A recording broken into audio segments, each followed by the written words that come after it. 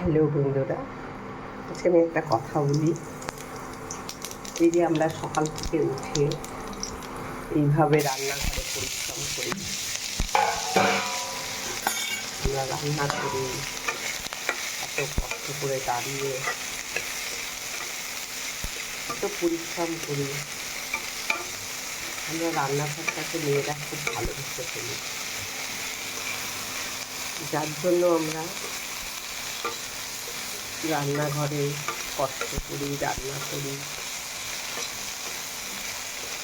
কিন্তু এত কষ্ট করে রান্না করেও দুপুরে সব যখন খেতে বসে তখন বিচার রক্ষা পাই, কেন নুন কম হয়েছে, ঝাল কম হয়েছে, এইসব বিচার হয়। আরে আমরা কত পরিশ্রম করি, ভালো রেখে রান্না করি, এটা দেখো।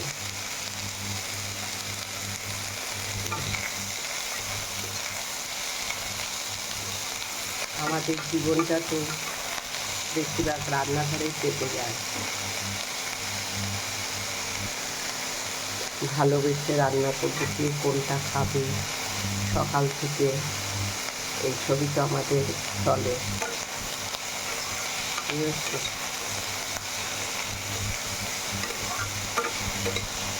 কিন্তু একটু নুন কম হতেই পারে, একটু ঝাল বেশি হতেই পারে, কিন্তু সব কিছু মানিয়ে নিতে হবে, কারণ আমরাও তো পরিশ্রম করি দাঁড়িয়ে দাঁড়িয়ে। সবাই কোনটা কী খাবে তাদের জন্য চিন্তা করি। এই চিন্তা করতে করতে তো আমাদেরও রোগ ধরে যায়, পায়ে ব্যথা, কোমরে ব্যথা। হ্যাঁ, এটাও তো বিচার করতে হবে না, বলো বন্ধুরা? দেখো, বলতে বলতে আমার এই একটা ভাজা বসানো হয়ে গেছে, মাছ হয়ে গেছে, আমার মাছের ঝোল হয়ে গেছে, ভাজা হয়ে গেছে, ভাতও হয়ে গেছে। সকালবেলা 6টায় এসে মেয়ে ডিউটি যায়, ছেলে ডিউটি যায়, সবারটা করতে হয়, করতে তো হবে বন্ধু। সংসার যখন করছি সব কিছুই করতে হবে, ঠিক না? শুভ দুপুরে অনেক অনেক শুভেচ্ছা নিয়ে আজকে দুপুরের মেনু দেখাচ্ছি। ভাত, ভেন্ডি আলু কুমড়ো দিয়ে তরকারি, চিচিঙ্গা ভাজা, পটল আলু দিয়ে মাছের ঝোল। এই হলো আজকে আমার দুপুরের মেনু। খুব সামান্য মেনু, বেশি কিছু রান্না করতে ইচ্ছা করছিল না।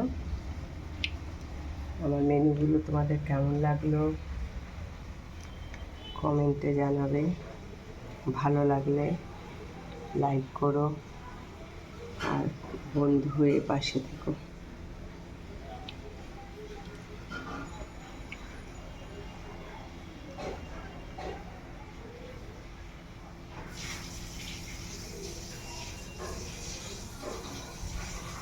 Tata, bye bye.